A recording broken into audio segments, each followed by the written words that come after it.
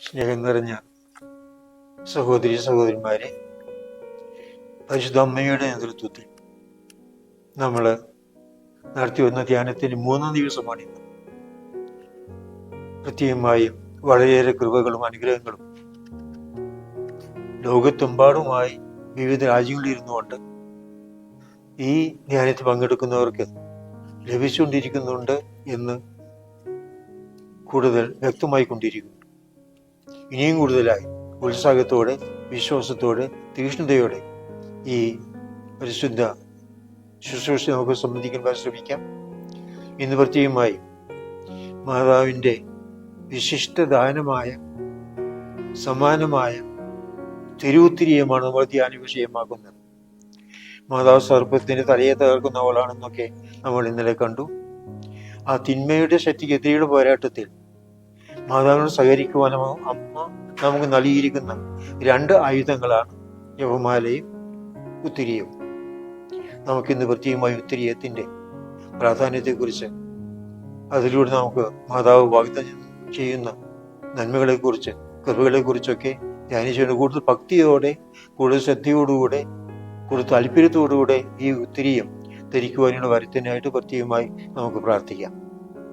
നമുക്ക് ഇന്നത്തെ ശുശ്രൂഷകളെല്ലാം സമർപ്പിച്ചുകൊണ്ട് പരിശുദ്ധാത്മാവിൻ്റെ ആഗമനത്തിനായി പ്രാർത്ഥിച്ചുകൊണ്ട് പരിശുദ്ധാത്മ ഗാനം ആലപിക്കാം.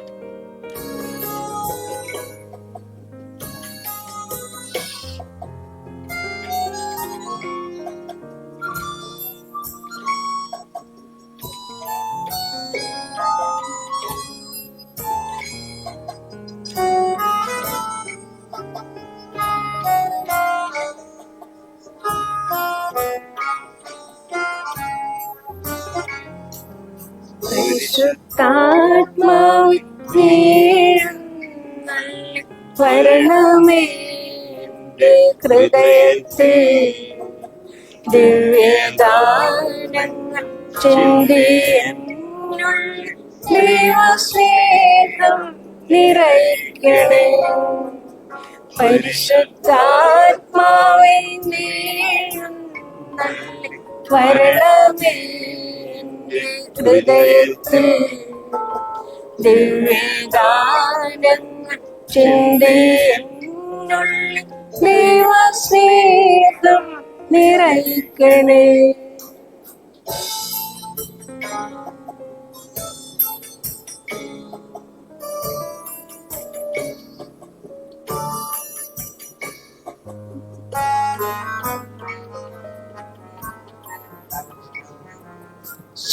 സ്വർഗവാതിൽ തുറന്നു ഭൂമി നിർഗളിക്കും പ്രകാശമേ. സ്വർഗവാതിൽ തുറന്നു ഭൂമി നിർഗളിക്കും പ്രകാശമേ. അന്ധകാരമായിടും ചന്ദ്രമേറുന്ന ദീപമേ. ആശ്രയിക്കുന്ന മോഹന ദിവ്യദാനമേ. പരിശുദ്ധാത്മാവേ വരണമേ ഹൃദയത്തിൽ ദിവ്യദാനങ്ങൾ ദൈവസ്നേഹം നിറയ്ക്കണേ. പരിശുദ്ധാത്മാവായ ദൈവമേ, ഞങ്ങൾ അങ്ങയെ സ്തുതിക്കുന്നു, ആരാധിക്കുന്നു, അങ്ങേക്ക് നന്ദി പറയും. ഞങ്ങളെ ഈ ശുശ്രൂഷയിൽ അങ്ങ് നയിച്ചുകൊണ്ടിരിക്കുന്നതിനെ ഓർത്ത് വളരെ പ്രത്യേകമായി ഞങ്ങൾ അങ്ങേക്ക് നന്ദി പറയുന്നു. ഇന്നത്തെ എല്ലാ ശുശ്രൂഷകളെയും അതിൽ സംബന്ധിക്കുന്ന എല്ലാവരെയും അങ്ങ് പ്രത്യേകമായും അനുഗ്രഹിക്കണമേ. ഇന്ന് സന്ദേശം നൽകുന്ന, വചനം പങ്കുവയ്ക്കുന്ന ബഹുമാനപ്പെട്ട ജോസി അച്ഛനെ അങ്ങേക്ക് സമർപ്പിക്കുന്നു. അതുപോലെ തന്നെ ക്യാമറമാനെയും സംഗീത ഗ്രൂപ്പിനെയും എല്ലാവർക്കും ആവശ്യമായ കൃപകളും നന്മകളും നൽകി അങ്ങയുടെ അഭിഷേകത്തെ നിലനിർത്തണമേ നിങ്ങൾ പ്രാർത്ഥിക്കുന്നു. ഇത് സംബന്ധിച്ചുകൊണ്ടിരിക്കുന്ന എല്ലാവരെയും അങ്ങയുടെ ചൈതന്യത്താൽ നിറയ്ക്കണമേ എന്ന് അങ്ങയുടെ അഭിഷേകത്താൽ ശക്തിയും ഊർജ്ജമുള്ളവരായി ശ്രദ്ധയോടും ഭക്തിയോടും കൂടെ ഈ ശുശ്രൂഷയിൽ പങ്കൊള്ളുവാൻ എല്ലാവരെയും അനുഗ്രഹിക്കുകയും ചെയ്യണമേ. പരിശുദ്ധ അമ്മേ കർമ്മല മാതാവേ, അങ്ങയുടെ പ്രത്യേകമായ സംരക്ഷണത്തിനായി ഞങ്ങൾ നന്ദി പറയുന്നു.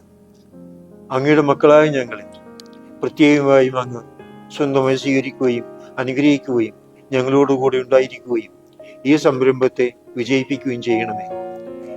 നന്മ നിറഞ്ഞ മറിയമേ സ്വസ്തി, കർത്താവ് അങ്ങയോടുകൂടെ സ്ത്രീകളിൽ അങ്ങ് അനുഗ്രഹിക്കപ്പെട്ടവളാവുന്നു.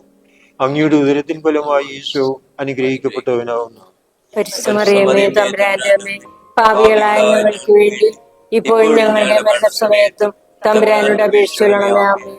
പിതാവിനും പുത്രനും പരിശുദ്ധാത്മാവിനും സ്തുതി. ആദിയിലെ പോലെ ഇപ്പോഴെപ്പോഴും എന്നേക്കും. ആമേൻ. ഇന്ന് നമുക്ക് വചനം പറയാൻ പോകുന്ന ജോസിയച്ചൻ തിയോളജിയില് പ്രത്യേകമായും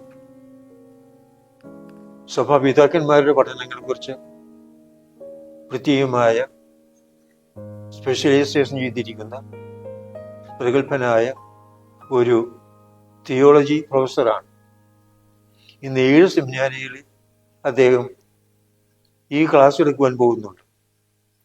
അപ്പം അങ്ങനെ എല്ലായിടത്തും അറിയപ്പെടുന്ന വളരെയേറെ ശുഷ്കാന്തിയോടുകൂടി തീവ്രതയോടുകൂടെ സഭയുടെ ഔദ്യോഗികമായ പഠനങ്ങൾ നിലനിർത്തുവാനിട്ട് പരിശ്രമിച്ചുകൊണ്ടിരിക്കുന്ന പ്രഗത്ഭനായ ഒരു വൈദികനെയാണ് ഇന്ന് നമുക്ക് കിട്ടിയിരിക്കുന്നത്. അദ്ദേഹത്തെ എല്ലാവരുടെയും പേരിൽ സ്വാഗതം ചെയ്യുകയാണ്. നമുക്ക് മാതാവിൻ്റെ ഒരു ഗാനം ആലപിച്ചുകൊണ്ട് ഈ ഇന്നത്തെ ധ്യാന ശുശ്രൂഷ ആരംഭിക്കാം.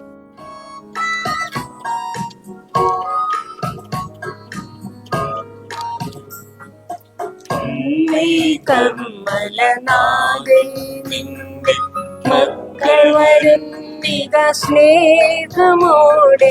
അമ്മേ കർമ്മലനാഥേ നിന്റെ മക്കൾ വരുന്നിക സ്നേഹമോടെ.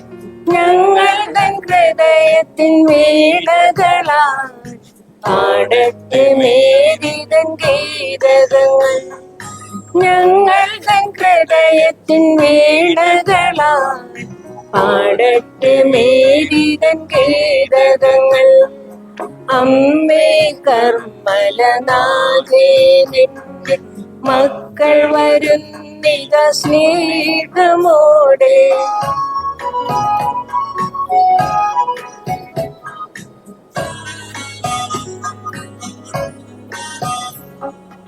വചനം മനസ്സിന്റെ ഉള്ളറയിൽ സൂക്ഷിച്ചു ധ്യാനിച്ചു മാംസമാക്കി. വചനം മനസ്സിന്റെ ഉള്ളറയിൽ സൂക്ഷിച്ചു ധ്യാനിച്ചു മാംസമാക്കി. തന്നു നീ ഞങ്ങൾക്ക് രക്ഷകനെ, ജീവന്റെ നാഥനമേശുവിനെ. തന്നു നീ ഞങ്ങൾക്ക് രക്ഷകനെ, ജീവന്റെ നാഥനമേശുവിനെ. അമ്മേ കർമ്മലനാഥേ നിന്റെ മക്കൾ വരുന്നിക സ്നേഹമോടെ. ഞങ്ങൾ തൻ ഹൃദയത്തിൻ വീണകളാൽ പാടത്തെ മേരിതൻ ഗീതകങ്ങൾ. അമ്മേ കർമ്മലനാഥേ നിന്റെ മക്കൾ വരുന്നിക സ്നേഹമോടെ. സ്നേഹമുള്ളവരെ, മാതാവിനായി സമർപ്പിക്കപ്പെട്ട ഈ ഒക്ടോബർ മാസത്തിൽ നാം നടത്തുന്ന മാതാവിനോടൊപ്പമുള്ള ഈ പ്രാർത്ഥന ധ്യാനത്തിൻ്റെ 3-ാം ദിവസമായ ഇന്ന് നമ്മുടെ അമ്മയായ പരിശുദ്ധ കർമ്മല മാതാവിനെ കുറിച്ച് ഓർക്കുവാനും അമ്മയുടെ തിരുവോത്തരത്തെക്കുറിച്ച് നമുക്ക് ധ്യാനിക്കുവാനുമായിട്ട് അല്പസമയം ചെലവഴിക്കാം. അമ്മ ഓരോരുത്തരെയും പൂർണ്ണമായിട്ട് മാതാവിൻ്റെ കരങ്ങൾ സമർപ്പിക്കാം. അമ്മയിലൂടെയാണ് യേശുവിലേക്ക് നാം എത്തുന്നത്. ആ അമ്മയാണ് യഥാർത്ഥ വഴി, യേശുവിലേക്കുള്ള വഴി നമ്മളെ കാണിച്ചു തരുന്നത്. അതുകൊണ്ട് ഈ അമ്മയുടെ ആ പരിപാലനയിൽ സംരക്ഷണത്തിൽ നമ്മളെ ഓരോരുത്തരെയും സമർപ്പിക്കാം. കർമ്മലോത്തരീയത്തെക്കുറിച്ച് ധ്യാനിക്കുവാനായിട്ട് എന്നെയും നിങ്ങളെയും പരിശുദ്ധ അമ്മ നയിക്കട്ടെ എന്ന് പ്രാർത്ഥിച്ചുകൊണ്ട് നമുക്ക് ഈ ധ്യാനം ആരംഭിക്കാം. കർമ്മല മാതാവ് എന്ന് പറയുമ്പോൾ അതെപ്പോഴും ഒരു സ്ഥലത്തോട് ബന്ധപ്പെട്ടതാണ്. കാരണം നമ്മൾ പഴയ നിയമത്തിൽ കർമ്മലമല കാണുന്നുണ്ട്. കർമ്മലമലയിൽ ഏലിയ പ്രവാചകനും പ്രവാചകന്റെ പ്രവർത്തികളും നമ്മൾ വായിക്കുന്നുണ്ട്. രാജാക്കന്മാരുടെ 1-ാം പുസ്തകത്തിൽ 18-ാം അധ്യായത്തിലാണ് ഏലിയ പ്രവാചകൻ ബാലിന്റെ പ്രവാചകന്മാരെ നേരിടുന്നതും അവരെ സംഹരിക്കുന്നതും അതിനുശേഷം അവിടെ നിന്ന് മാറി പോകുന്നതും ദൈവവുമായിട്ട് കണ്ടുമുട്ടുന്നതുമെല്ലാം നമ്മൾ വായിക്കുന്നുണ്ട്. ചരിത്ര പ്രകാരം നോക്കുകയാണെങ്കിൽ ക്രിസ്തുവിന് 860 വർഷം മുമ്പാണ് ഇതെല്ലാം സംഭവിച്ചത്. ആ കാര്യങ്ങൾക്ക് ശേഷം കർമ്മലമലയിലെ സംഭവങ്ങൾ പിന്നീട് നമുക്കൊന്നും അറിയില്ല. ക്രിസ്തുവർഷം 12-ാം നൂറ്റാണ്ട് വരെ അവിടെ എന്തു സംഭവിച്ചു എന്ന് യാതൊരു രേഖയും ബൈബിളിലില്ല. എന്നാൽ വിജാതീയരായിട്ടുള്ള ചില ചരിത്രകാരന്റെ രേഖകളിൽ ഈ കർമ്മലമലയെക്കുറിച്ച് പല കാര്യങ്ങളും എഴുതിയിട്ടുണ്ട്. അതിൽ പ്രത്യേകമായിട്ട് നിൽക്കുന്നത് ക്രിസ്തുവിന് 510 വർഷം മുമ്പ് പൈതഗോറസ് എന്ന് പറയുന്ന തത്വശാസ്ത്രജ്ഞൻ അവിടെ പോയതായിട്ടും ആ സ്ഥലം ഇഷ്ടപ്പെട്ടതായിട്ടും എഴുതിയിട്ടുണ്ട്. അതിനുശേഷം ക്രിസ്തുവിന് 69 വർഷം മുമ്പ് റോമൻ സെനറ്ററും അവിടുത്തെ ചരിത്രകാരനുമായിട്ടുള്ള ടാസിറ്റസ് എന്ന് പറയുന്ന ചരിത്രകാരൻ കർമ്മലമല സന്ദർശിച്ചിട്ട് പറയുന്നുണ്ട്, അവിടെ ദേവാലയമൊന്നുമില്ല, അവിടെ പ്രത്യേകമായിട്ട് ഒരു വിഗ്രഹമില്ല, പക്ഷെ ഒരു അൾത്താരയുണ്ടെന്ന് പ്രത്യേകമായിട്ട് എടുത്ത് പറയുന്നുണ്ട്. ഈ അൾത്താര എന്തിൻ്റെയാണെന്ന് നമുക്കറിയില്ല. ഒരുപക്ഷെ ഏലിയ പ്രവാചകന്റെ ബലിയെ സൂചിപ്പിക്കുന്ന അൾത്താരയായിരിക്കാം. പിന്നീട് നമ്മൾ കാണുന്നത് ഏതാണ്ട് കുറേ വർഷം കൂടി കഴിയുമ്പോഴേക്കും പിന്നെ നാം കാണുന്നത് അവിടെ സിറിയയിൽ നിന്നുള്ള ഒരു സത്യശാസ്ത്രജ്ഞൻ, എംബീലിക്കസ് എന്നാണ് അയാളുടെ പേര്, അദ്ദേഹവും അവിടെ വരുന്നുണ്ട്, അതിൻ്റെ മനോഹാരിതയെക്കുറിച്ച് പറയുന്നുണ്ട്. പിന്നെ നമ്മൾ കാണുന്നത് ഏതാണ്ട് അതിനുശേഷം വരുന്നത് ഏതാണ്ട് റബ്ബി ബെഞ്ചമിൻ എന്നു പേരുള്ള ഒരു യഹൂദൻ അവിടെ വന്നിട്ട് പറയുന്നുണ്ട്, അവിടെ ഒരു പള്ളി ഉണ്ടെന്ന്, ചെറിയൊരു പള്ളി ഉണ്ടെന്നെല്ലാം പറയുന്നുണ്ട്. ഇങ്ങനെ വളരെയധികം പേര് പറയുന്നുണ്ടെങ്കിലും എന്താണെന്ന് കൃത്യമായിട്ട് പറയുന്നില്ല. ഇതിൽ ജോസേഫസ് ഫോക്കുസ് എന്ന് പറയുന്ന ഒരു യാത്രികൻ പറയുന്നുണ്ട്, അവിടെ സന്യാസിമാരുണ്ടായിരുന്നു. ആ സന്യാസിമാരിൽ ഇറ്റലിയിലെ കലാബ്രിയയിൽ നിന്നുള്ള ബെർത്തോൾഡ് എന്നൊരാളുണ്ടായിരുന്നു എന്നാണ് പറയുന്നത്. ഇതിനുശേഷം നമുക്ക് വിവരങ്ങളൊന്നും അറിയില്ല. എങ്കിൽ തന്നെയും പിന്നീടുള്ള വിവരങ്ങളിൽ നാം പറയുന്നത് ഏതാണ്ട് ക്രിസ്തുവർഷം 1206 മുതൽ 1214 വരെ ജെറുസലേമില് അന്ന് പാത്രിയാർക്കായിട്ട് വിശുദ്ധ ആൽബർട്ട് വരികയാണ്. ഈ വിശുദ്ധ ആൽബർട്ട് ഈ കർമ്മലമലയിൽ താമസിച്ചിരുന്ന സന്യാസികളെ പോയി കാണുകയും അവരെ ഒരുമിച്ച് കൂട്ടുകയും ചെയ്തു. അവരൊരുമിച്ച് കൂട്ടിയിട്ട് അവർക്കായിട്ട് ഒരു നിയമാവലി എഴുതുന്നു. 21 നിയമങ്ങൾ അവർക്കായിട്ട് എഴുതുന്നു. ആ 21 നിയമങ്ങൾ എഴുതിയ ശേഷം അവരിലുള്ള ആളെ, പ്രക്കാട് എന്ന പേരുള്ള ഒരാളെ അവരുടെ ലീഡറായിട്ട് തിരഞ്ഞെടുക്കുന്നു, പ്രിയോരായിട്ട് തിരഞ്ഞെടുക്കുന്നു. സത്യത്തിൽ ഈ 1206 ഈ കാലഘട്ടത്തിലാണ് കർമ്മലീത്ത സഭ ഔദ്യോഗികമായിട്ട് തിരുസഭ അംഗീകരിച്ചത്. അത്രയും നാളും തിരുസഭയുടെ അംഗീകാരമൊന്നുമില്ലാതെ ജീവിക്കുന്ന ഒരു സന്യാസ സമൂഹമാണ്. ഈ ഒരു പ്രക്രിയയിലൂടെ വിശുദ്ധ ആൽബർട്ട് കർമ്മലീത്ത സഭയെ ഔദ്യോഗികമായിട്ട് തിരുസഭയിലേക്ക് അംഗീകരിക്കാനുണ്ടായത്. അങ്ങനെ തിരുസഭയുടെ കീഴിലേക്ക് അവർ വരുന്നു. അതിനുശേഷം അവർക്ക് എഴുതിയ ആ നിയമങ്ങൾ പിന്നീട് വരുന്ന 1247 പിന്നീട് വരുന്ന ഇന്നസെന്റ് 4-ാമൻ മാർപ്പാപ്പ അത് ഔദ്യോഗികമായിട്ട് അംഗീകരിക്കുന്നു. അപ്പോൾ ഇതാണ് കർമ്മലമലയുടെ ചരിത്രത്തിൽ തിരുസഭയിലേക്കുള്ളൊരു തിരിച്ചുവരവ് എന്ന് പറയുന്നത്. കാരണം നമ്മൾ ആദ്യം കാണുന്നുണ്ട്, ആദ്യ നൂറ്റാണ്ടുകളിൽ തന്നെ അവിടെ ഉണ്ടായിരുന്ന ആ കർമ്മലമലയിൽ ഉണ്ടായിരുന്ന ഒരു സന്യാസ സാന്നിധ്യമുണ്ട്. ആ സന്യാസികൾ എപ്പോഴും പറഞ്ഞു പോന്നിരുന്നത് അവർ എലിയ പ്രവാചകന്റെ പിൻഗാമികളാണ്, മക്കളാണെന്നാണ്. അതുകൊണ്ട് തന്നെ ഒരുപക്ഷെ 1727 ഇന്നുള്ള റോമിലുള്ള സെയിന്റ് പീറ്റേഴ്സ് ബസിലിക്കയുടെ പ്രധാന അൾത്താരയുടെ പുറകുവശം വലതുവശമായിട്ട് വിശുദ്ധ ഏലിയ പ്രവാചകന്റെ ഒരു വലിയൊരു രൂപമുണ്ട്. ആ രൂപം സ്ഥാപിച്ചിട്ട് അതിൻ്റെ അടിയിൽ എഴുതിയിരിക്കുന്നത് ആഗോള കർമ്മലീത്ത സഭ അവരുടെ സ്ഥാപകനായ ഏലിയ പ്രവാചകന് വേണ്ടി ഇത് സ്ഥാപിക്കുന്നു എന്നാണ്. വളരെ പ്രത്യേകമായിട്ട് തോന്നാം. കാരണം ഇന്ന് തിരുസഭയിലുള്ള എല്ലാ സഭകളും ഏതെങ്കിലും ഒരു വിശുദ്ധന്റെ നാമത്തിലുള്ളതാണ്. വിശുദ്ധനാണ് അല്ലെങ്കിൽ വിശുദ്ധയാണ് അതിന്റെ സ്ഥാപകൻ. അത് യേശുവിന് ശേഷമുള്ളവരാണ്. എന്നാൽ ഒരുപക്ഷെ കർമ്മലീത്ത സഭ മാത്രം യേശുവിന് മുമ്പ് ജീവിച്ച 860 വർഷം മുമ്പ് ജീവിച്ച ആ ഏലിയ പ്രവാചകനെയാണ് സ്ഥാപകനായിട്ട് തിരഞ്ഞെടുത്തിരിക്കുന്നത്. അതിന്റെ പ്രത്യേക കാരണം കർമ്മലമല എന്നാണ്. ഈ കർമ്മലമലയിൽ അന്നേ തന്നെ കാണുന്നുണ്ട്, ഈ സെന്റ് ആൽബർട്ട് അവരെ വിളിച്ചു കൂട്ടിയപ്പോൾ തന്നെ അവർ അറിയപ്പെടുന്നത് കർമ്മലമലയിലെ സന്യസ്തരെന്നാണ്. പിന്നീട് ഏതാണ്ട് വർഷം കഴിഞ്ഞപ്പോൾ, അതായത് 1247 അവർ പരിശുദ്ധ കന്യാമാതാവിന്റെ കർമ്മലമലയിലെ സഹോദരങ്ങൾ എന്നറിയപ്പെടാൻ തുടങ്ങി. ഈ ഒരു തുടക്കം നല്ലതായിരുന്നെങ്കിലും ഏതാണ്ട് 1238 ആയപ്പോഴേക്കും ആ സ്ഥലവും കർമ്മലമലയും മറ്റു സ്ഥലങ്ങളുമെല്ലാം മുസ്ലിം അധിനിവേശത്തില് മുസ്ലിങ്ങളുടെ ആക്രമണത്തിൽ നഷ്ടപ്പെടുകയുണ്ടായി. അങ്ങനെ മുസ്ലിങ്ങളുടെ ആക്രമണത്തെ ഭയന്ന് കർമ്മലീത്ത സഭയിലെ ആദ്യത്തെ അംഗങ്ങൾ ആ പരിശുദ്ധമായ കർമ്മലമല വിട്ടുപോകുവാനായിട്ട് നിർബന്ധിതരാകുകയാണ്. അങ്ങനെ അവർ യൂറോപ്പിലേക്ക് പലായനം ചെയ്യുന്നു. യൂറോപ്പിൽ പല സ്ഥലത്തും അവിടെ സഭ സ്ഥാപിക്കുന്നു.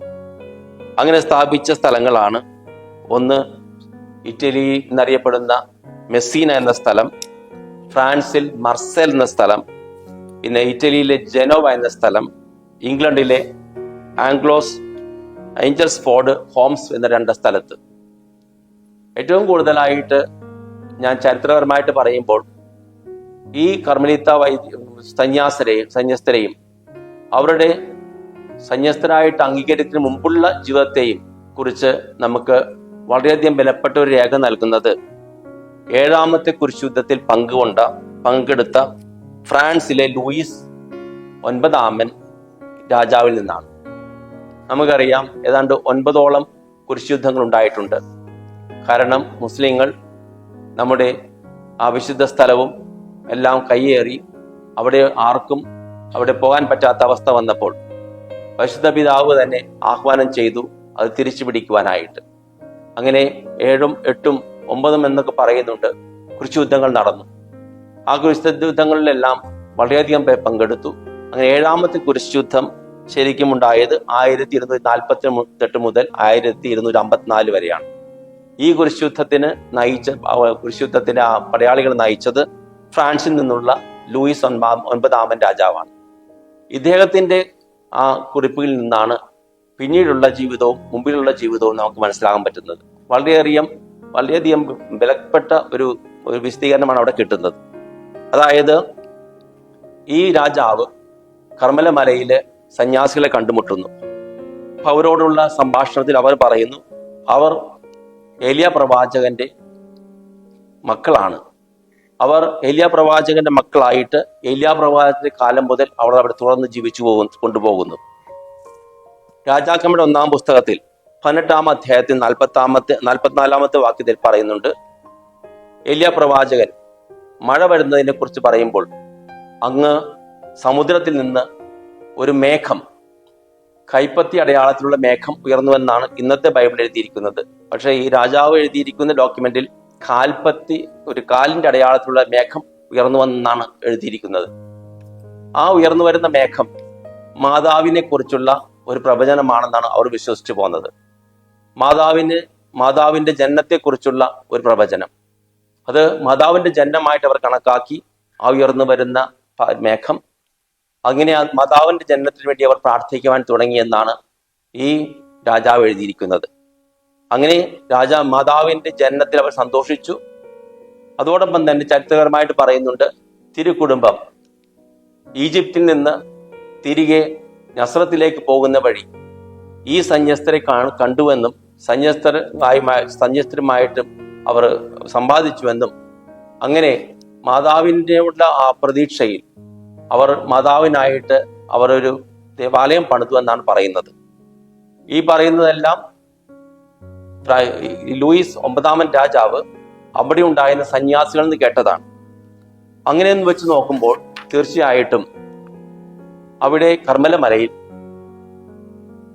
എലിയ പ്രവാചകന്റെ കാലം മുതൽ ആ സമയം വരെ തുടർച്ചയായിട്ട് അവിടെ സന്യാസ സാന്നിധ്യം ഉണ്ടായിരുന്നു. അവർ തിരുസഭയിൽ അവർ അംഗീകരിച്ചത് 12-ാം നൂറ്റാണ്ടിലാണ്.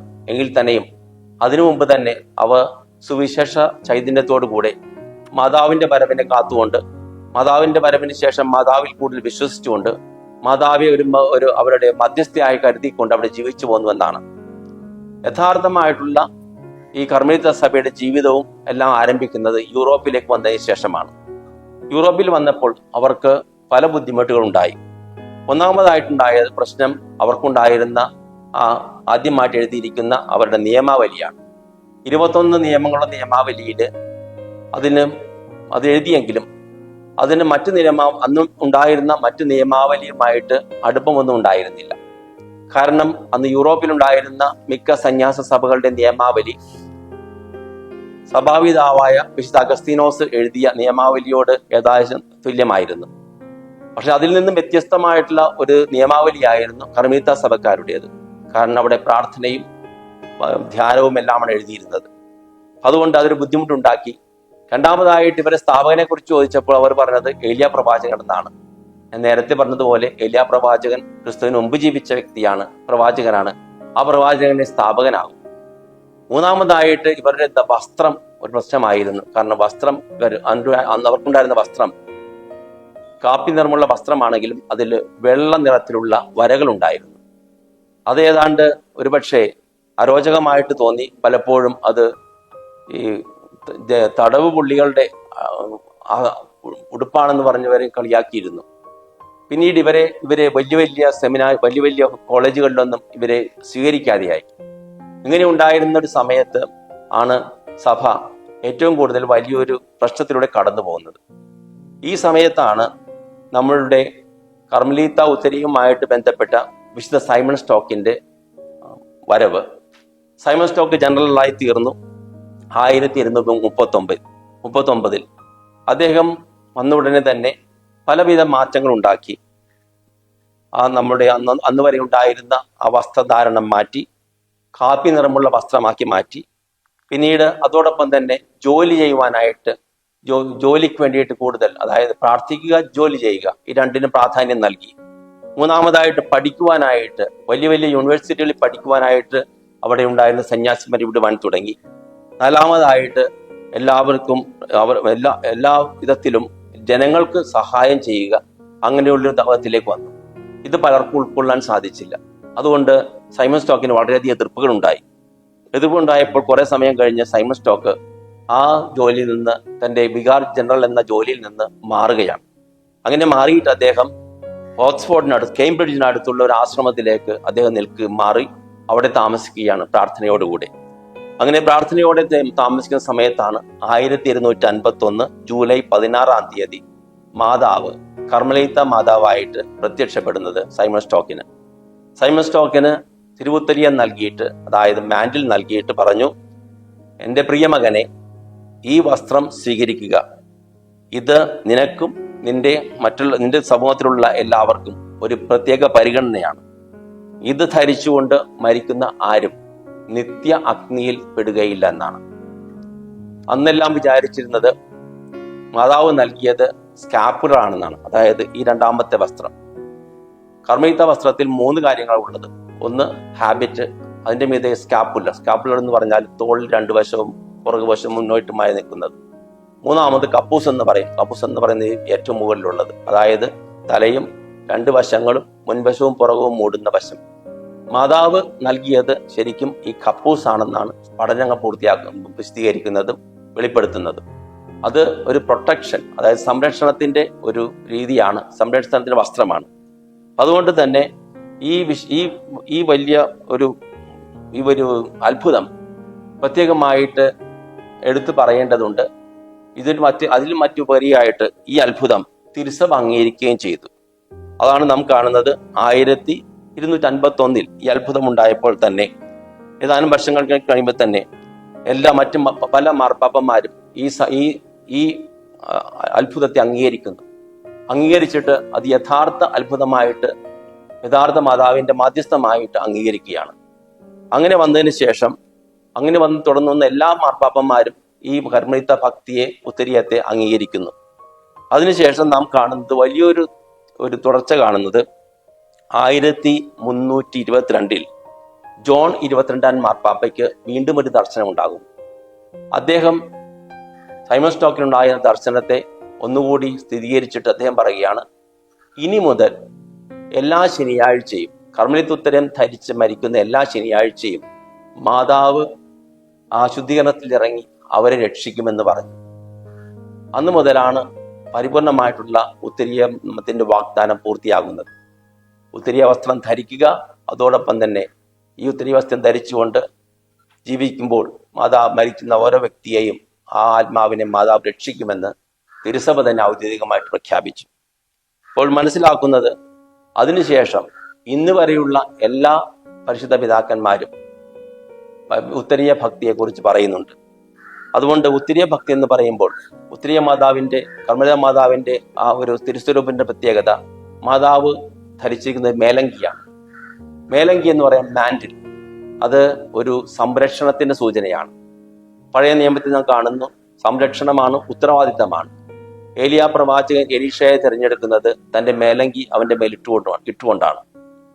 കർത്താവിനെ യൂതന്മാർ അവഹേളിക്കുമ്പോൾ അവസാനം ഒരു മേലങ്കി ധരിപ്പിച്ചു എന്ന് പറയുന്നു. കാരണം രാജാവിന് മേലങ്കി വേണം, കാരണം അതൊരു എലഗൻസിന്റെ അതിന്റെ ഭാഗമാണ്.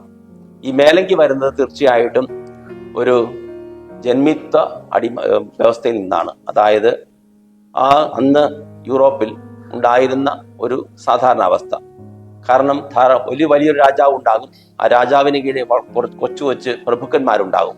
ഈ പ്രഭുക്കന്മാരെല്ലാവരും അവരുടെ സ്ഥലവും അവരുടെ പണവും എല്ലാം സംരക്ഷിക്കുന്നതിന് അവരുടെ ആ സ്ഥലവും എല്ലാ വസ്തുക്കളും രാജാവിന് നൽകും. രാജാവ് അത് സ്വീകരിച്ചിട്ട് അവർക്ക് വീണ്ടും നൽകും. അങ്ങനെ രാജാവ് അവരുടെ യജമാനായി മാറുന്നു. അങ്ങനെ വീണ്ടും നൽകുമ്പോൾ അവർക്ക് നൽകുന്ന വസ്ത്രമാണ് മേലങ്കി. ഈ മേലങ്കി ധരിച്ചു കഴിഞ്ഞാൽ അവൻ രാജാവിന്റെ സംരക്ഷണത്തിലാണെന്നുള്ള ഒരു ബാഹ്യ അടയാളമാണ്.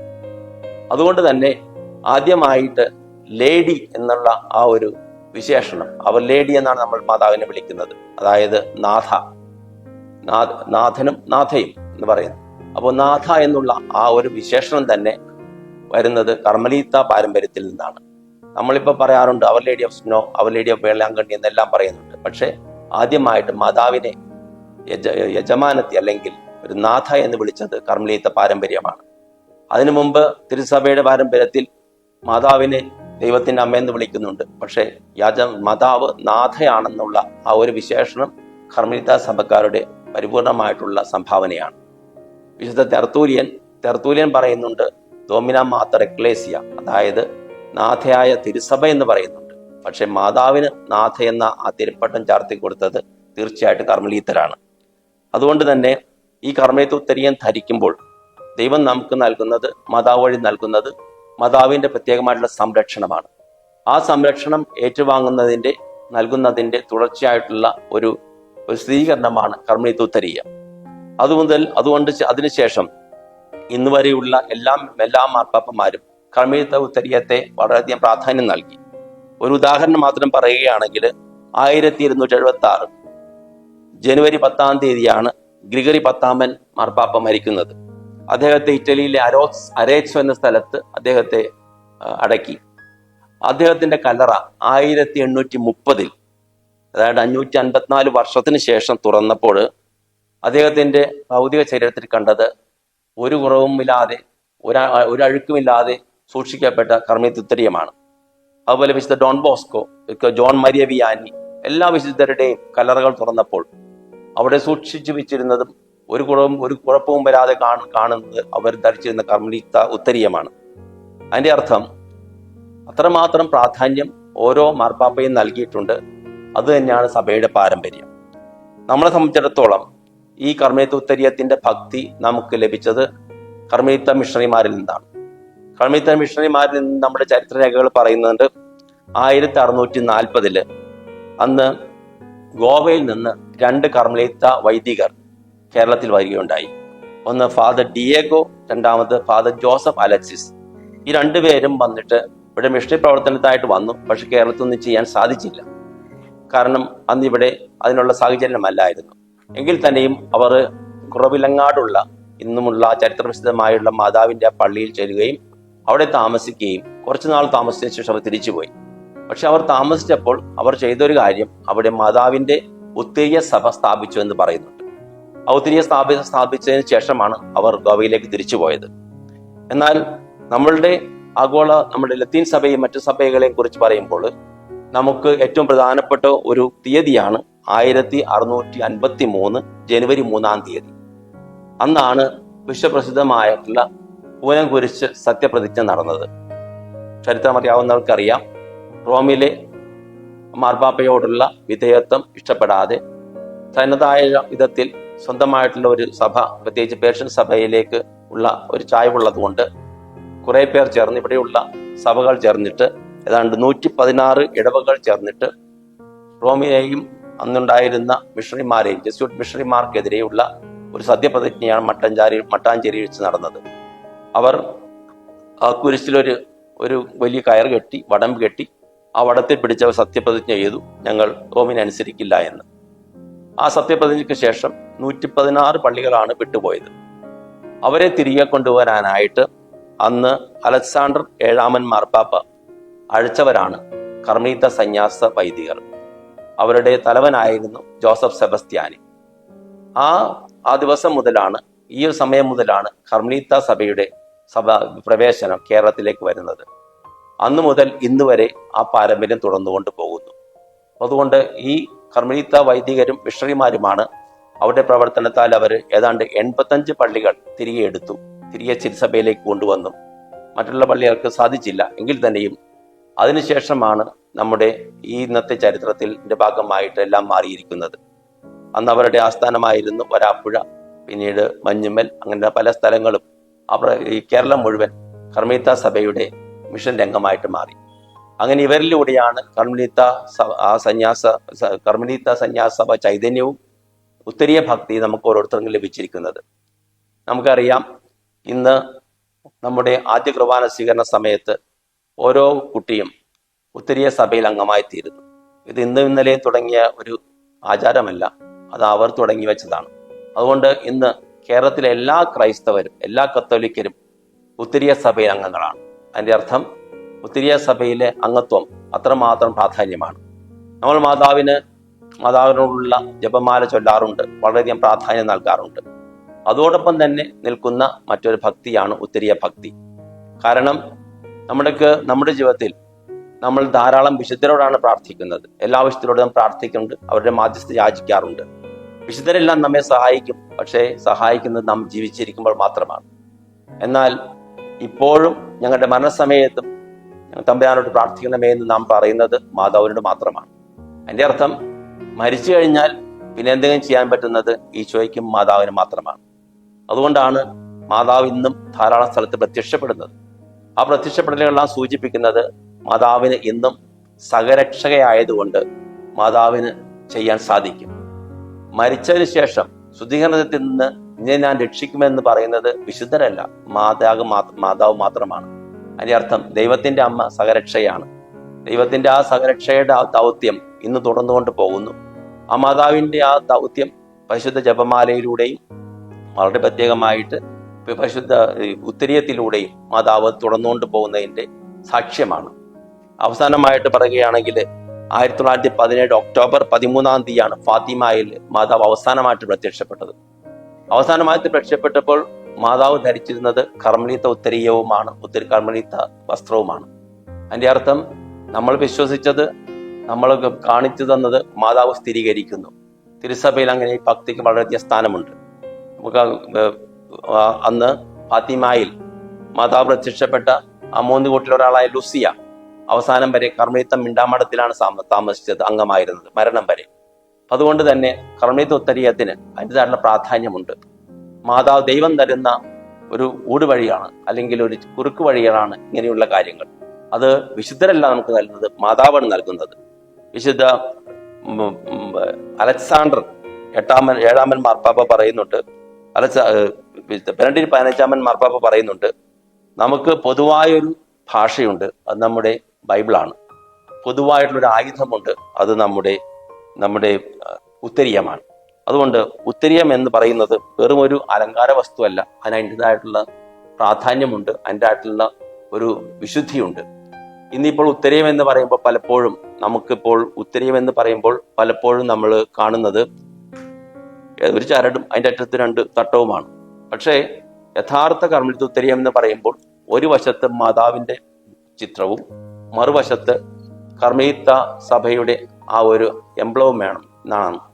ഇന്ന് പലപ്പോഴും ഉത്തരീയം എന്ന് പറയുമ്പോഴും അവിടെ മറ്റു വിശുദ്ധരുടെ, പ്രത്യേകിച്ച് അൽഫോൻസാമയുടെയും തിരുഹൃദയത്തിന്റെ എല്ലാം ചിത്രം പതിപ്പിച്ച ഉത്തരീയങ്ങളാണ് ഇപ്പോൾ പലപ്പോഴും നമ്മൾ കാണുന്നത്, കടകളിൽ കാണുന്നത്. പക്ഷെ അതല്ല യഥാർത്ഥ ഉത്തരീയം. യഥാർത്ഥ ഉത്തരീയം എന്ന് പറയുന്ന മാതാവിന്റെ ആ തിരുസ്വരൂപം, അതായത് കമ്പിളി വസ്ത്രത്തെ തുന്നിയതായിരിക്കണം എന്ന് പറയുന്നത്. കമ്പിളി വസ്ത്രം എന്ന് പറയുന്നത് മാതാവിന്റെ സാന്നിധ്യം, നമ്മുടെ കർമ്മല സഭയുടെ സാന്നിധ്യം. അതിന്റെ മീതിലുള്ള വെള്ള നിറത്തിലുള്ളതാണ് മാതാവിന്റെ ആ ചിത്രം, അത് മാതാവിന്റെ സാന്നിധ്യം. അതുകൊണ്ട് മാതാവിന്റെ സാന്നിധ്യം മുൻപിലും പുറകിലും നമ്മുടെ പൂർണ്ണമായിട്ട് നമ്മെ അനുധാവനം ചെയ്യുന്നതിന്റെ ഏറ്റവും വലിയ തെളിവാണ്, അതിനേറ്റവും വലിയ ഒരു ഉദാഹരണമാണ്. അതുകൊണ്ട് കർമ്മലിത്ത ഉത്തരീയം ധരിക്കുക എന്നത് അത് ഒരു വളരെയധികം പ്രധാനപ്പെട്ട ഒരു ഭക്തിയാണ്. ഭക്തി മാത്രമല്ല, അത് നമ്മുടെ രക്ഷയ്ക്ക് ഉപകരിക്കുന്ന ഒന്നാണ്. പല കാര്യങ്ങളും നമ്മൾ ചെയ്യുന്നു, ഉദാശകളും രക്ഷയ്ക്ക് ഉപകരിക്കുന്നുണ്ട്, പക്ഷെ ഉത്തരീയവും നമ്മുടെ രക്ഷയ്ക്ക് ഉപകരിക്കുന്നതാണ്. അതുകൊണ്ട് കർമ്മലിത്ത ഉത്തരീയം ധരിക്കുക എന്നത് ഓരോ ക്രൈസ്തവന്റെയും കടമയാണ്. കാരണം ആ ഉത്തരീയ സഭയിൽ അംഗമായിട്ട് തുടർന്നവരാണ് നമ്മൾ ഓരോരുത്തരും. പലപ്പോഴും നമ്മൾ പിന്നീട് കുറെ കഴിയുമ്പോൾ ആ ഭക്തി നമ്മൾ വിട്ടുപോകുന്നു. അതുകൊണ്ട് ഒരുപക്ഷെ എപ്പോഴും കർമ്മലിത്ത ഉത്തരീയം ധരിക്കുന്നതിന്റെ കാരണം പലപ്പോഴും ചോദിക്കാറുണ്ട്, അത് വെഞ്ചരിച്ചിട്ടില്ല എന്ന് പറയും. വെഞ്ചരിച്ചിട്ടില്ലെങ്കിലും കുഴപ്പമില്ല, കാരണം വെഞ്ചരിക്കാൻ സാധ്യതയുണ്ടെങ്കിൽ വെഞ്ചരിക്കുക, എങ്കിൽ തന്നെയും നിയോഗമാണ് വലുത്. കാരണം അമ്മയോടുള്ള വിശ്വാസവും അമ്മയോടുള്ള മാധ്യസ്ഥവും അത്രമാത്രം പ്രാധാന്യമാണ്. അതുകൊണ്ട് ഈ എല്ലാ കാര്യങ്ങളെക്കുറിച്ച് ഓർക്കുമ്പോഴും നമ്മൾ മാതാവിന്റെ ഭക്തി വളരുമ്പോഴും കർമ്മലിത്ത ഉത്തരീയം മാതാവ് തന്നെ നമുക്ക് വെളിപ്പെടുത്തി തന്ന ഏറ്റവും വലിയ ശക്തിയുള്ള ഒരു ആയുധമാണ്. ആ ആയുധം നമുക്കുള്ളപ്പോൾ അത് മാറ്റിവെച്ചിട്ട് മറ്റു വിശുദ്ധരുടെ പുറകെ പോകാതെ നമ്മൾ മാതാവിനെ തന്നെ കേൾക്കുക. കാരണം മാതാവിലൂടെയാണ് നമ്മൾ യേശുവിലേക്ക് പോകുന്നത്. മാതാവിനാണ് യേശുവിനെ കൂടുതലായിട്ട് അറിയാവുന്നത്. മാതാവിന് മാത്രമാണ് യേശുവിനെ പൂർണ്ണമായിട്ട് അറിയാവുന്നത്. അതുകൊണ്ട് ദൈവം നമുക്ക് മാതാവിനെ തന്നിട്ടുണ്ടെങ്കിൽ ആ മാതാവിലൂടെ അല്ലാതെ മറ്റൊരു വഴിയില്ല. അതുകൊണ്ട് നമ്മുടെ മറ്റുള്ള വിശുദ്ധരോടുമുള്ള ഭക്തി നമ്മൾ വളരുന്നതോടൊപ്പം തന്നെ ഒരു പ്രത്യേക സ്ഥാനം മാതാവിനുള്ള ഭക്തിയിൽ വളരണം. അവിടെ മാതാവിനോടുള്ള ജപമാലയ്ക്കും വളരെ പ്രത്യേകമായിട്ട് നമ്മൾ കർമ്മലിത്ത ഉത്തരീയത്തിനും, കാരണം കർമ്മലിത്ത ഉത്തരീയം എന്ന് പറയുന്നത് അത്രമാത്രം പ്രാധാന്യപ്പെട്ടതാണ്, അത്രമാത്രം ശക്തിയുള്ള ഒരു വലിയൊരു ആയുധമാണ്. അതുകൊണ്ട് ദൈവം നമുക്ക് നൽകിയിരിക്കുന്ന മാതാവിനോട് നന്ദിയിരിക്കുന്ന ഈ വലിയ നന്ദി പറയാം. വളരെ പ്രത്യേകമായിട്ട് നമ്മുടെ നാട്ടിൽ, നമ്മുടെ രാജ്യത്ത് ഈ ഒരു വലിയ ഭക്തി വളർത്തിയ എല്ലാ കർമ്മലിത്ത മിഷണറിമാരെയും നമുക്ക് ഓർക്കാം. അവർ വഴി, അവരുടെ അധ്വാനം വഴി, അവരുടെ ത്യാഗം വഴി അവർ നൽകിയ ആ വലിയ ചൈതന്യം, അതിന്റെ പിന്തുടർച്ചക്കാരായിട്ട് നമുക്കും നമ്മുടെ കുടുംബങ്ങളിലും ഈ ഭക്തി വളരുവാൻ വേണ്ടി നമുക്ക് പ്രത്യേകമായിട്ട് പ്രാർത്ഥിക്കുകയും ചെയ്യാം.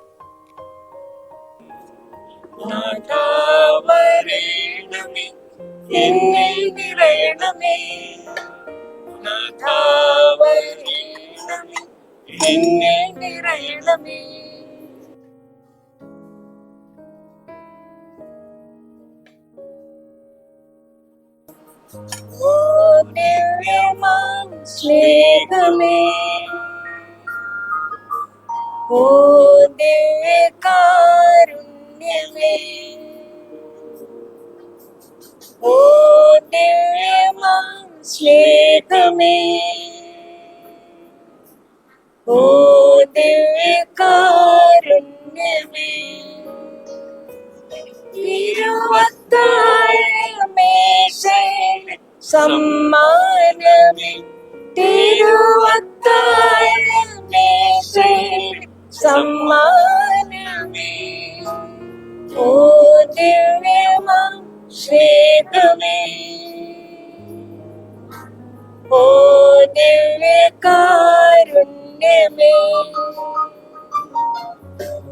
ആരാധന പാടാം മാലാഖമാരൊപ്പം ജീവന്റെ തിരുഭോജ്യമേ. ആരാധന പാടാം മാലാഖമാരൊപ്പം ജീവന്റെ തിരുഭോജ്യമേ.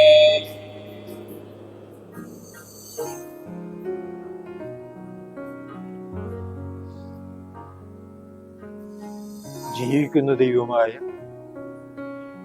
ദിവ്യകാരുണ്യനാഥനായ ഈശോ ഇതാ നമ്മുടെ മധ്യേ എഴുന്നള്ളി വന്നിരിക്കുകയാണ്.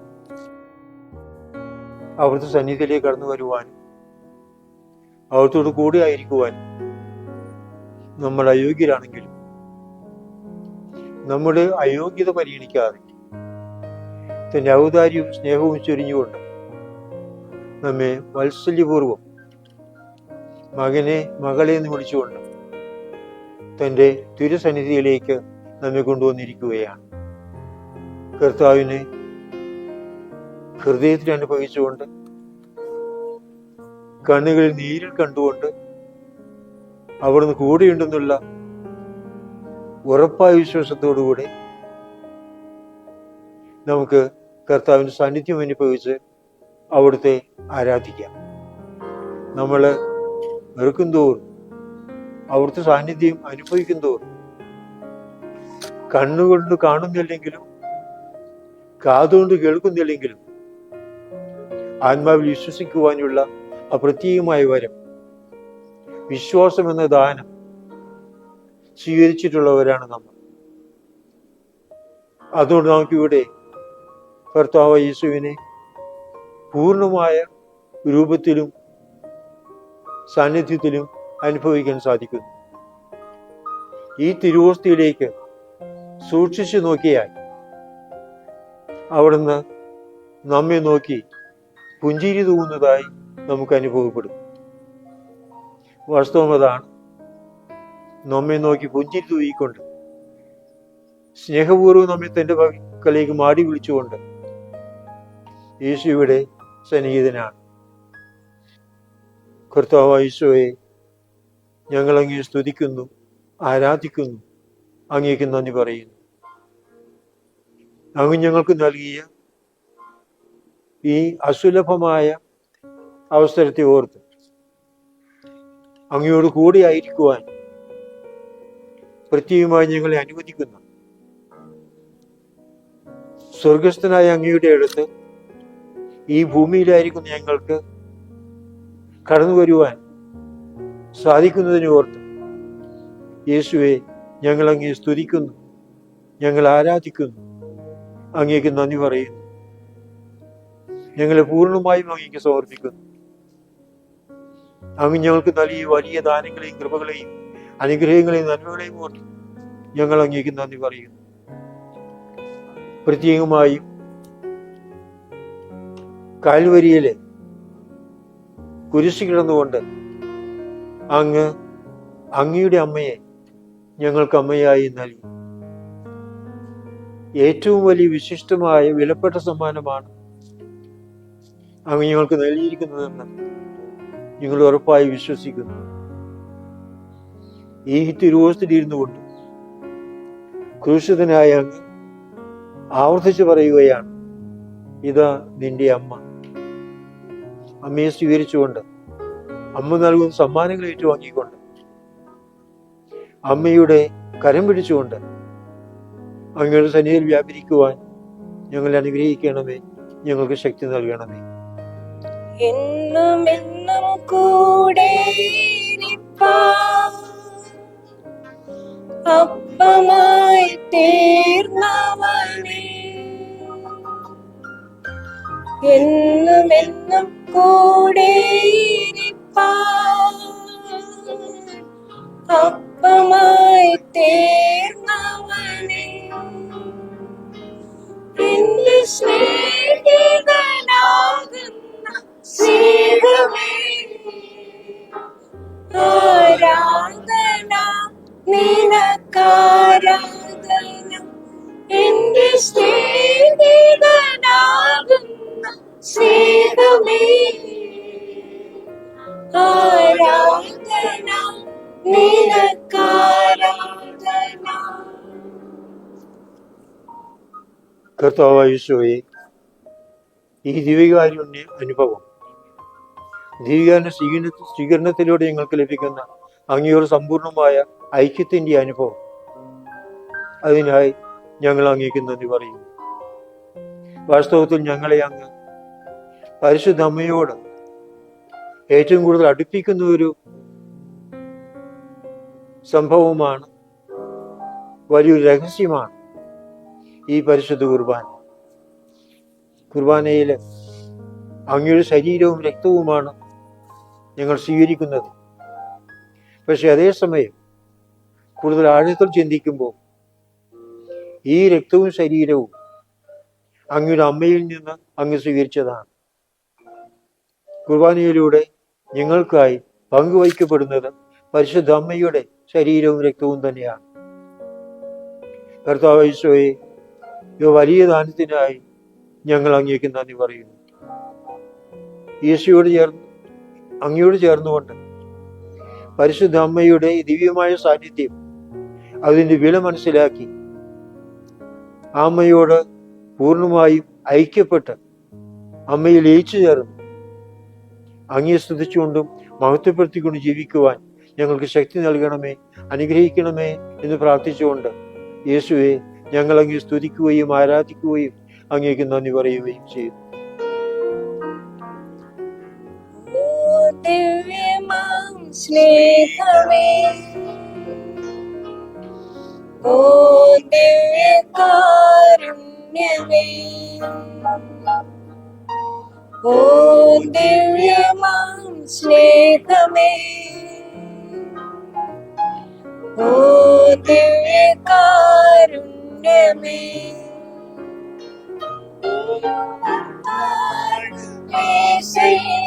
സമ്മാനമേ, തിരുവത്താഴമേശയിലെ സമ്മാനമേ,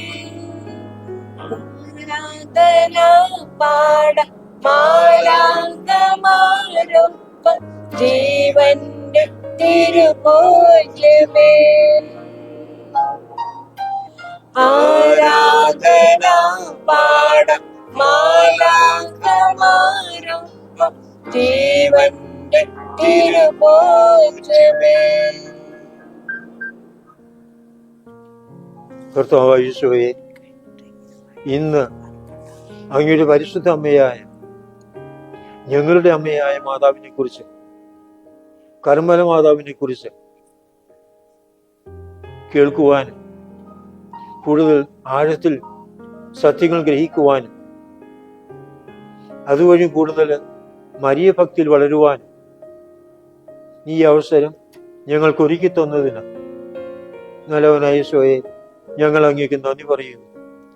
ഞങ്ങൾ ഇന്ന് സേവിച്ചതുപോലെ ഞങ്ങളുടെ സംരക്ഷണത്തിനായി ഞങ്ങളെ പൂർണ്ണമായും ശത്രുക്കളുടെ ആക്രമണങ്ങളിൽ നിന്ന് സുരക്ഷിതരായി പാലിക്കുന്നതിനു വേണ്ടി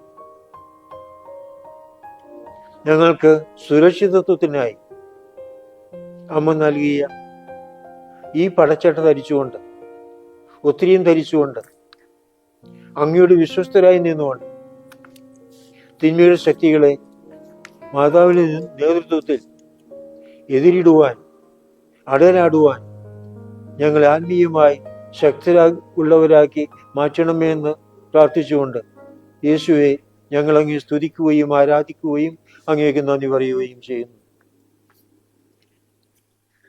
ആരാധന പാട മാലാഖമാരൊപ്പം ജീവന്റെ തിരുഭോജ്യമേ, ആരാധന പാട മാലാഖമാരൊപ്പം ജീവന്റെ തിരുഭോജ്യമേ. കർത്താവായ യേശുവേ, പരിശുദ്ധ അമ്മ നൽകിയ ഈ തിരുവുത്തരീയത്തിൻ്റെ യഥാർത്ഥമായ വിലയും മൂല്യവും മനസ്സിലാക്കുവാനും ഹൃദയത്തിൽ ആ ഒരു വലിയ മതിപ്പ് നിലനിർത്തിക്കൊണ്ടു പോകുവാനും ആഴപ്പെടുത്തിയെടുക്കുവാനും അങ്ങനെ ഞങ്ങളുടെ ജീവിതത്തിലൂടെ യഥാർത്ഥമായ മരിയ ഭക്തിക്ക്, ഉത്തിരിയ ഭക്തിക്ക് സാക്ഷ്യം വഹിച്ചുകൊണ്ട് ജീവിക്കുവാനും ഞങ്ങളെ അനുഗ്രഹിക്കണമേ എന്ന് ഉത്തിരിയ ഭക്തിയിൽ വളരുന്നവരും ഉത്തിരിയ ഭക്തി പ്രചരിപ്പിക്കുന്നവരും ആയിത്തീരുവാൻ ഞങ്ങളെ അനുഗ്രഹിക്കണമെന്ന് പ്രാർത്ഥിച്ചുകൊണ്ട് യേശുവെ ഞങ്ങൾ അങ്ങേ സ്തുതിക്കുകയും ആരാധിക്കുകയും അങ്ങേക്ക് നന്ദി പറയുകയും ചെയ്യും. ആരാധന പാട മാലാഖമാരൊപ്പം ജീവന്റെ തിരുഭോജ്യമേ. ആരാധന പാട മാലാഖമാരൊപ്പം ജീവന്റെ തിരുഭോജ്യമേ. കർത്താവായ യേശുവേ, അങ്ങയുടെ അമ്മ എത്ര വലിയ വാഗ്ദാനങ്ങളാണ് ഈ തിരുവുത്തരീയത്തിലൂടെ ഞങ്ങൾക്ക് നൽകിയിരിക്കുന്നത്.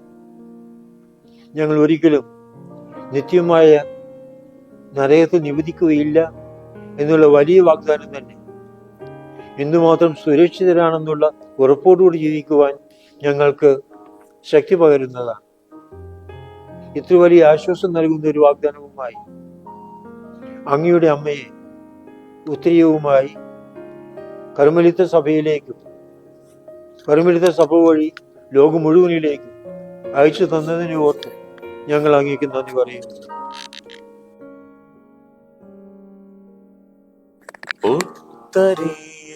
ഉത്തരീയത്തിലൂടെ സ്വർഗത്തോടടുപ്പിക്കണേ, മരണനിരത്തും ഉത്തരീയത്താൽ ഈശോയിൽ ചേർക്കേണമേ. നിമ്മടി ഇരുത്തേണമേ. കർത്താവായ യേശുവേ, ഭക്തിയോടുകൂടെ ഉത്തരീയം ധരിച്ചുകൊണ്ടും പരിശുദ്ധമ്മയോട് ചേർന്ന് നിന്നുകൊണ്ടും യഥാർത്ഥമായി മാതൃഭക്തിയിൽ വളരുവാൻ പരിശ്രമിക്കുന്ന ഞങ്ങൾക്ക് ഞങ്ങളുടെ മരണസമയത്ത് ഞങ്ങളുടെ പ്രത്യേകമായ മധ്യസ്ഥവും പ്രാർത്ഥന സഹായവും ഉണ്ടാകുമെന്ന് ഞങ്ങൾ ഉറപ്പായി വിശ്വസിക്കുന്നു. പ്രത്യേകിച്ച് ഞങ്ങൾക്കായി നൽകിയിരിക്കുന്ന ശനിയാഴ്ച വരെ ഞങ്ങളെല്ലാവരും പ്രാപിക്കുവാൻ തക്ക വിധം അതിന് വ്യവസ്ഥകളെല്ലാം പാലിച്ചുകൊണ്ട് ജീവിക്കുവാൻ ഞങ്ങൾക്ക് അങ്ങ് കൃപ നൽകണമേ. അങ്ങനെ ഉത്തരീയ ഭക്തിയിലൂടെ നിത്യരക്ഷയും ശുദ്ധീകരണ സ്ഥലത്തു നിന്നുള്ള അതിവേഗത്തിലുള്ള മോചനവും ഞങ്ങൾക്ക് നൽകി സ്വർഗത്തിൽ അങ്ങയോടൊത്ത് പരിശുദ്ധ അമ്മയോടൊത്ത് വസിക്കുവാൻ ഞങ്ങളെ അനുഗ്രഹിക്കണമേ, ശക്തി നൽകണമേ എന്ന് പ്രാർത്ഥിച്ചുകൊണ്ട് യേശുവെ ഞങ്ങൾ അങ്ങേ സ്തുതിക്കുകയും ആരാധിക്കുകയും അങ്ങേക്ക് നന്ദി പറയുകയും ചെയ്യുന്നു. ഉത്തരീയത്തിലൂടെ സ്വർഗത്തോടടുപ്പിക്കണേ,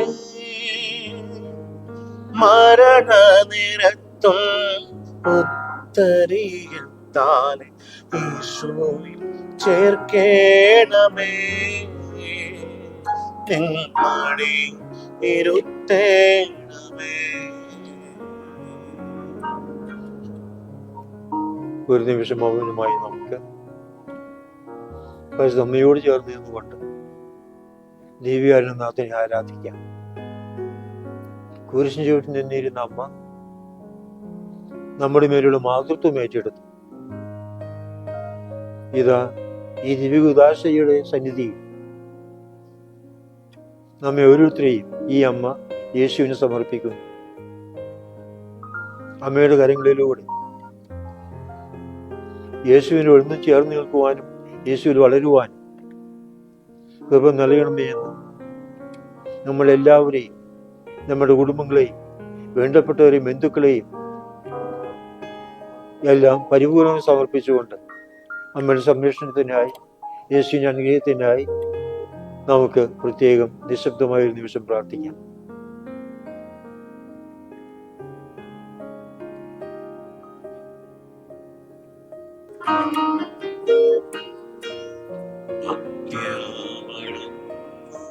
സാഷ്ടാംഗം വീണുന ഏറ്റം മഹത്താമി കൂദാശേ നവ്യ നിയമത്തെ കർമ്മങ്ങൾ വന്നല്ലോ പൂവിനം സാധനം മാറി നിൽക്കൂ ഇന്ദ്രിയങ്ങൾക്ക് പോരായ്മയൊക്കെ തീർക്കുന്ന വിശ്വാസത്തെ